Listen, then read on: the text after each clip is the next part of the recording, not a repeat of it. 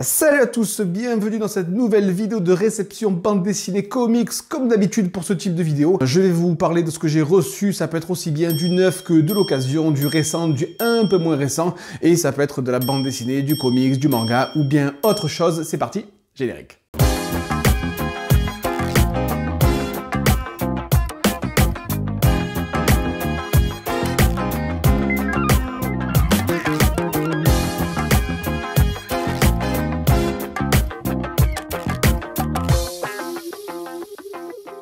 Je commence avec Dis Papa, c'est quoi le hip-hop? C'est un livre d'illustration. C'est écrit par Thierry Grohn et dessiné par les sœurs Chevalm. Alors moi, le hip-hop, la culture hip-hop, le rap, j'ai baigné là-dedans quand j'étais jeune. Je suis tombé sur ce petit livre d'illustration que je ne connaissais pas, donc c'est pas forcément de la BD, c'est de l'illustration. Ça s'en approche un petit peu. Voilà, c'est très sympa. Moi, pour ma part, j'ai pas appris grand chose, c'est pas que je suis un spécialiste. Ça revient aux bases du hip-hop avec le Rocksteady Crew, les breakers fondateurs, Grandmaster Flash, Kool Herc, etc.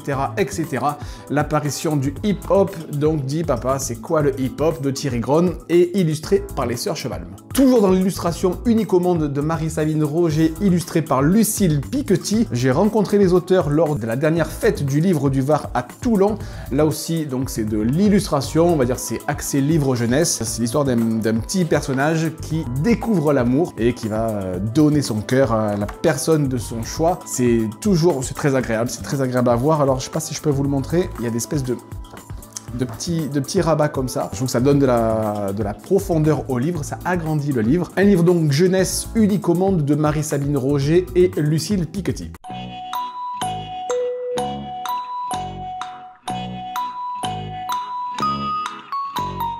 Je passe sur la série jeunesse défense d'entrée. C'est édité chez Kenes. Pourquoi je suis cette série? Parce que la dessinatrice Aurélie Guarino, j'espère que je prononce bien, est originaire du Var comme moi. J'aime bien promouvoir aussi les auteurs locaux, ça me fait plaisir. Une bande dessinée jeunesse défense d'entrée, dessinée mise en image par Aurélie Guarino, originaire du Var, que je salue bien entendu. Hop là. Je passe au manga, comme je vous l'ai dit des fois dans mes sélections, dans mes réceptions bande dessinée, comics, BD, manga, il y a aussi du manga, il n'y en a pas beaucoup, mais il y en a aussi. Deux livres de Jiro Taniguchi que j'avais découvert avec Un ciel radieux chez Casterman que j'avais adoré, et là toujours chez Casterman, c'est L'homme qui marche et le journal de mon père. Je n'ai pas encore lu, donc je ne sais pas ce que ça vaut. J'ai vu que L'homme qui marche, je crois, il n'y a pas beaucoup de texte. Par contre, j'ai eu super du mal sur un autre manga de Taniguchi avec le sens original de lecture japonais. J'ai mis 40 pages pour comprendre comment il fallait lire, c'était un vrai bordel. Le journal de mon père, beaucoup plus de texte. Comme je vous l'ai dit, je ne sais pas ce que ça vaut, mais grâce à Un ciel radieux, disons que Taniguchi est un des auteurs que je surveille de très près dans l'univers du manga qui reste pour moi totalement inconnu. Un auto-cadeau parce que j'ai été sage cette année, et ça je ne voulais pas le manquer. C'est mon auteur préféré, c'est mon auteur certifié label rouge, comme les poulets de Loué. C'est Velvet, l'intégrale de Velvet de Ed Brubaker, le patron, dessiné par Steve Epting. Ce sont les auteurs de la série Captain America, d'une des séries Captain America chez Marvel que je trouve très jolie. Comme je vous l'ai dit, Brubaker, c'est une valeur sûre, et j'avais envie de me faire ce cadeau, parce que tout simplement, je trouve que les intégrales Brubaker chez Delcourt, alors que ce soit celle-là ou Fatal, je trouve qu'elles ont vraiment beaucoup de style, dos carré, et je trouve que ça rend très bien. Je n'ai pas encore lu, j'ai juste feuilleté, oh, que c'est beau. Je trouve ça très joli, et comme je vous l'ai dit, on est rarement déçu avec Ed, le patron Brubaker, pour cette intégrale Velvet avec Steve Epting, édité chez Delcourt. Translation. Plaisir à mon prof de maths. Encore, cette fois-ci, on attaque la toute petite rubrique Papa Noël. Il a été cool et il m'a apporté Cosmos, encore une fois chez Delcourt. Celui-là, ça faisait clairement très longtemps qu'il me faisait de l'œil. Je suis pas fan du noir et blanc, sauf à de rares, très rares exceptions.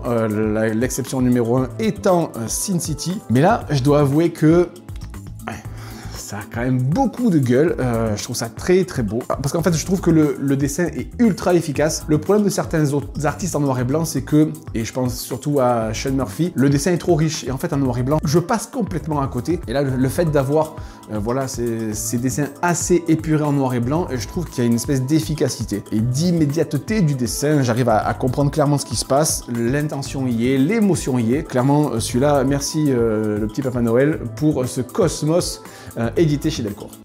Je reviens.